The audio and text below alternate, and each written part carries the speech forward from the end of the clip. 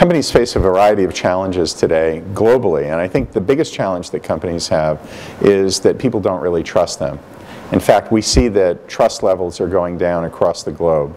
Even among elites, and the polls that come out of Davos show us that trust levels are at an all-time low. In addition to that, companies today face tremendous financial challenges.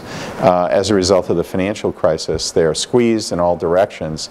And nowhere is this more true than in many of the countries in Europe, and I think this is a problem that companies have. But more important than anything else is that companies face challenges in terms of the changing values that people have.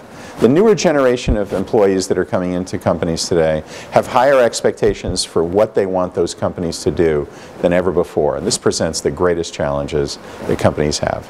Given these challenges, corporate communication becomes a much more important function.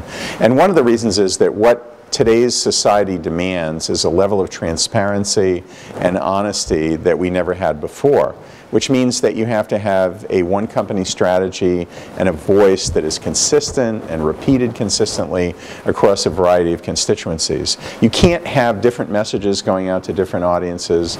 You can't expect that people are going to think highly of you if you're not looking at the world through the lens of communication strategy and from a corporate communication perspective, if you really want to be successful in the environment that we exist in today.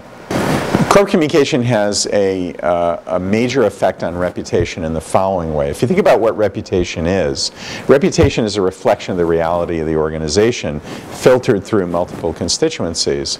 So what corporate communications does is try to create consistency in the communications coming out of the organization to a variety of constituencies so that there can be a more successful reputation. In addition, what corporate communication does is gives us the feedback from those constituencies, the reality check, if you will, that allows us to realize where we have to put our emphasis. So for instance, if we measure the effectiveness of our reputation and we find that we're not doing as good a job in the community as we are with our employees, we put more resources into communicating more aggressively with people in the community.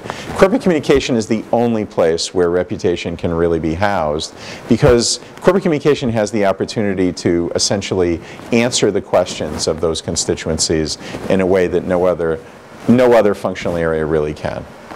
Corporate communications will continue to become a more important function. If I look over the course of my career, it's gone from being a very low-level public relations function to being a more strategic function that sits at the table.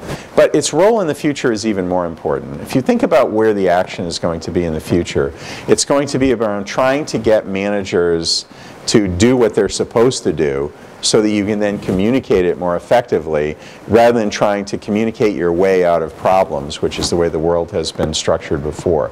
That means communications people will be at the right hand of senior managers when decisions are being made. When you're creating the strategy, there ought to be a communications person there saying, wait, that sounds good on paper, but here's what happens when that's going to appear on the front page of the newspaper. And I think we're going to see the role of the communications officer, reputation officer, and all of the people who are involved in communications elevated in a way that we never have before as a result of that.